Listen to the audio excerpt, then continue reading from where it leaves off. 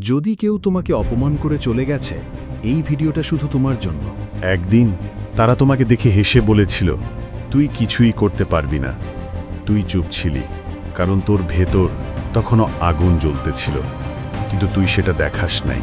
তুই সেই অপমান ভুলিস নাই, আর ঠিক সেই অপমানটাই এখন তোর সবচেয়ে বড় শক্তি। কারণ তুই বুঝে গেছিস, প্রতিশোধ নিতে কাঁদা না, উন্নতি করতে হয়। তাদের দেখিয়ে দে তুই ভাঙিসনি, তুই গড়ে উঠছিস। তুই আজও মনে রাখছিস সব, কিন্তু এখন আর তাদের মতো নিচে নামবি না।